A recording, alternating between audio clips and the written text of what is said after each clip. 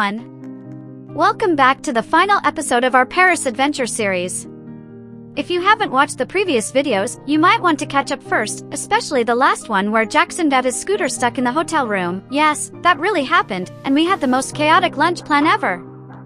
But today, we're wrapping it all up with something super special. Rosaline, Dana, Jackson, and I are headed out for one last epic adventure in Paris.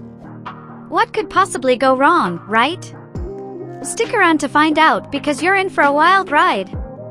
And hey, if you've been enjoying this series, make sure to check out my other sorority girls playlist. Trust me, it's just as chaotic and fun. So, here we are. Rosaline scooped me up on her back for a piggyback ride, like a superhero. Together, we dashed towards a nearby cafe with Dana and Jackson running behind us, trying to keep up. I was laughing and squealing, thinking we might just fly right into the cafe. As soon as we reached the entrance, Rosaline dropped me like I was an oversized bag of potatoes. She quickly turned her attention to the menu hanging on the wall. I plopped down in a chair, still holding my fake baby, a little worried about what the people at the cafe might think if they saw a baby that looked as real as mine. Rosaline turned to me and asked what I wanted to eat. Excited, I jumped out of my chair and dashed to the counter where a friendly waitress stood. With a big smile, the waitress greeted me and asked what I wanted. I ordered a kuhneman, a pastry that sounded delicious, and sat back down. Rosaline was on the other side of the table, clearly focused on her meal. As I was about to dig into my pastry, I heard Rosaline mention that she needed a baby too, and she handed me her coffee, as if it were a hot potato. Meanwhile, Jackson and Dana were still stuck at the counter, looking as though they were trying to solve a puzzle. Jackson asked Dana what drink she wanted, and she replied that she would like a cappuccino. But Rosaline, in her usual bubbly way, mistakenly called Jackson Jason, which didn't seem to bother him at all. Then, Rosaline mischievously called out to them, asking if they wanted to meet her, and in a wild moment, she picked up Jackson for another piggyback ride, dashing out of the cafe as if they were being chased by a dinosaur. Dana yelled after them, saying, "Hey! Jackson is my boyfriend," and I hurried after them, trying to keep up with the chaos. Finally, they reached the hotel, and Rosaline dramatically dropped Jackson right outside the door, as if he were a discarded toy.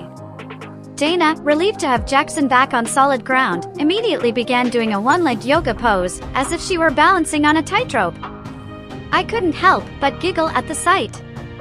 It was quite the scene taking place right before my eyes.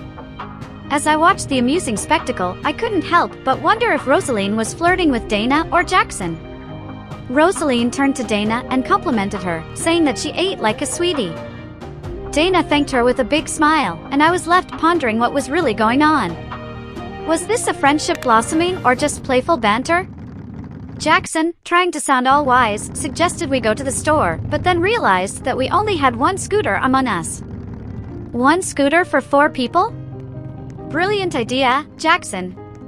After a few moments of pondering the ridiculousness of that suggestion, we quickly scrapped the idea. Then Rosaline proposed we head to the nearest restaurant for dinner, and once again, she picked me up for a piggyback ride. I felt like a little kid being whisked away to a magical adventure. As we arrived at the restaurant, the waiter greeted us with a huge smile. He said something like, "Ready to taste the finest dishes Paris has to offer? What can I get you?" I felt fancy at that moment. I excitedly ordered French onion soup in sourdough buns, while Rosaline was already seated, happily enjoying a sundae. Jackson and Dana didn't stay long and just grabbed drinks before leaving the table. I felt a little sad for them for missing out on the feast. After devouring my soup, guess what happened next? Yes, Rosaline scooped me up for yet another piggyback ride. I was really starting to enjoy being treated like a little kid again. As we headed back out, I was thinking about how crazy this day had been and how much fun I had.